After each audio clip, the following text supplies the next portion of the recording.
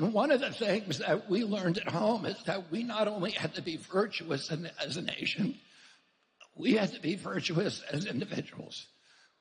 We had to, for example, tell the truth when we did something wrong. So one time I hit a baseball through my mom's window and broke it. And my dad said to me, before you answer this question, I want you to remember what George Washington did. He cut down the cherry tree. This is a story every American knew at that time.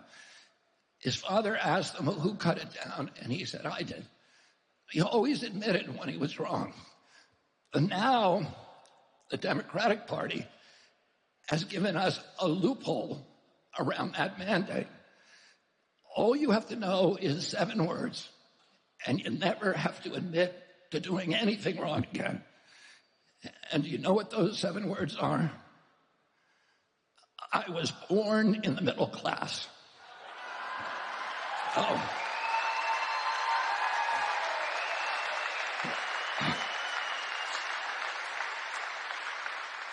So repeat after me, I was born in the middle class.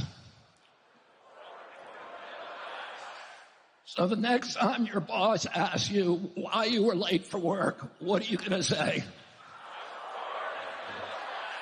And the next time your wife asks you why you didn't take out the garbage, what are you going to say?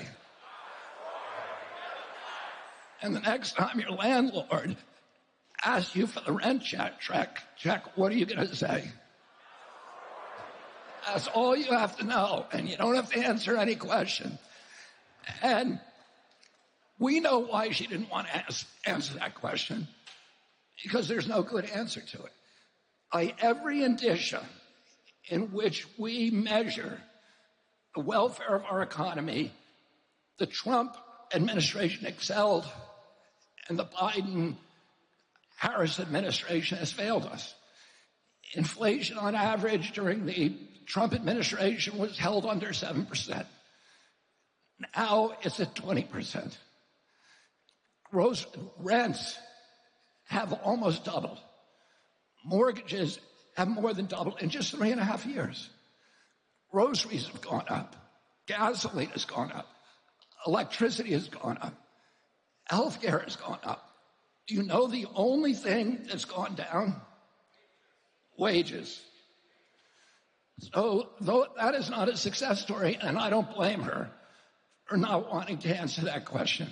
It was a question that was almost impossible for her to answer truthfully and still walk out of that debate.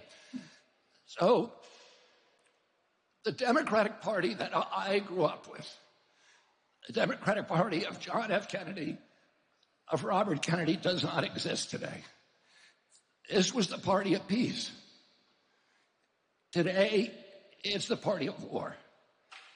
And we saw President Zelensky come over here. I was so proud of President Trump today, who did a press conference with Zelensky. And the Democrats had done their own press conference, and you know what he got them to do? He got them to sign artillery shells. These are artillery shells that are going to be dropped on women and children. And he got them to sign something else, an $8 billion additional check.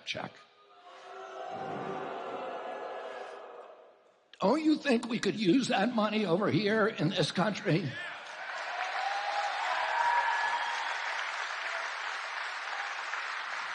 This was a war that we were lied to from day one.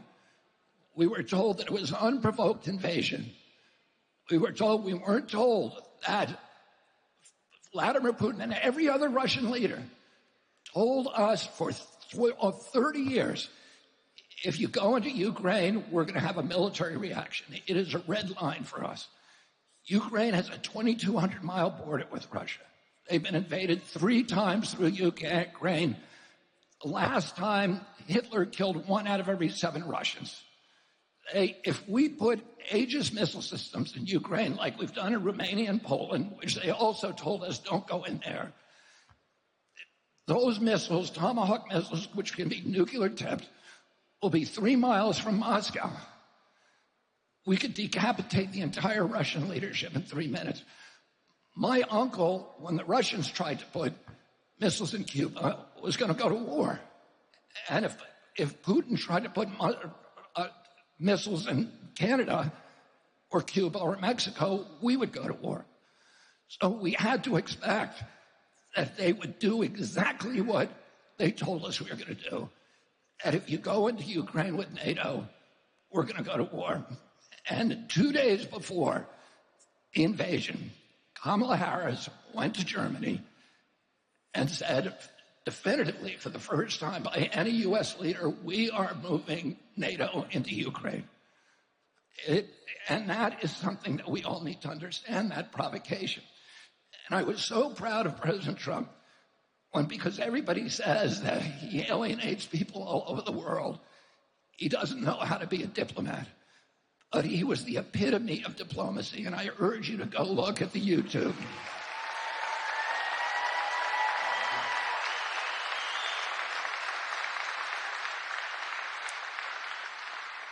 He was kind and civil to President Zelensky, but he was also firm in his resolve. And he said, I've had a nice meeting, but I have not changed my mind.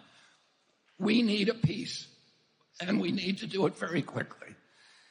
And we need to protect U.S. interests, not an interest of a country in which we have no strategic interest and no treaty. And he was polite, he was kind, but he was firm in protecting our country. And that's what Donald Trump will always do.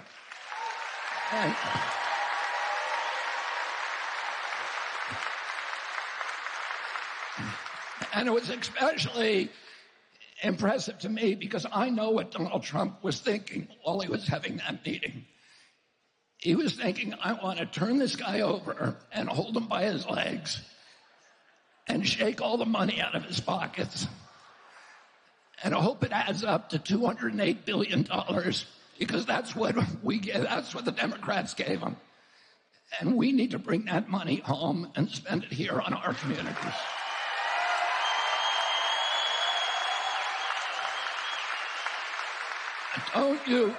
Don't you think you deserve a president who is going to make peace with the world? Who is going to project economic power abroad? They say he's an isolationist. He isn't. He wants to make deals. He's a deal maker. He wants to make deals with China, but not the old kind of deals that benefited only China. He wants to make deals that are going to benefit everybody. He wants to make deals with Russia, the kind that will bring the world into a peaceful economic growth and a boom for all nations. This is what he says again and again. He's not a tyrant. He's not a monster. He just wants the best for the United States of America. And don't you...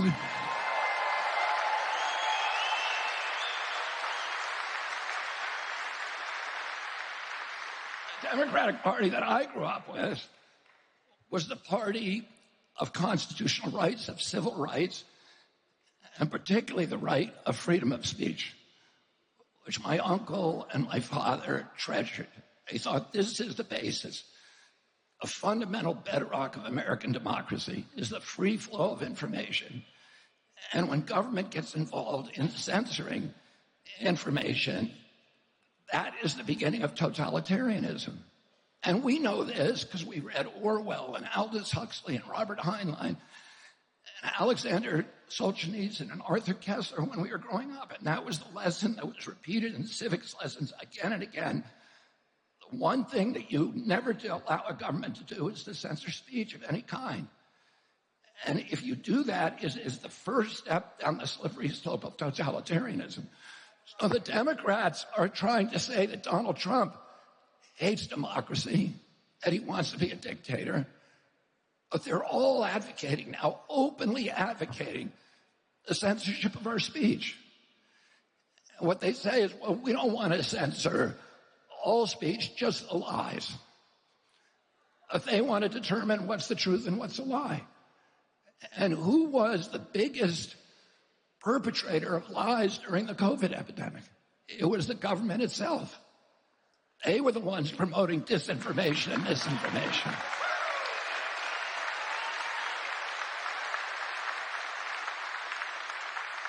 I saw this week Hillary Clinton, Tim Walz, and Kamala Harris all using the same talking point. That the next administration is going to get rid of misinformation and disinformation because that is not protected by the First Amendment. Well, it is. The First Amendment protects lies the same as it protects speech. Truth. The First Amendment was not written to protect the kind of speech that we all want to hear. It was written for hard times, to protect the speech that nobody wants to hear. And that is the fundamental foundation stone of democracy, that everybody gets to say, to have their own truth. And as Louis Brandeis said, the remedy for bad speech is not censorship, never, because that turns to totalitarianism. The remedy for bad speech is more speech. And that's something that Donald J. Trump understands because he's been censored himself. And he understands it very acutely. He's seen the weaponization of the federal agencies to silence him, to destroy the electoral process, as they did to me. The Democratic Party has not had an election. They're saying that he's destroying democracy. But they felt the need to destroy democracy in order to save it. They would not let me participate in a primary. And Kamala Harris never got a single primary vote. We don't know who appointed her. And that's not democracy. President, don't you want a president who believes in democracy? Don't you want a president who wants to see the censorship ended in this country?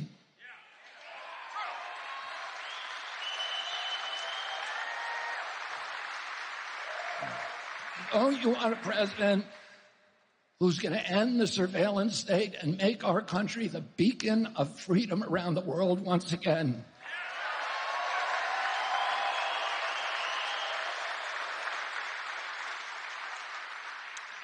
And the party that I grew up in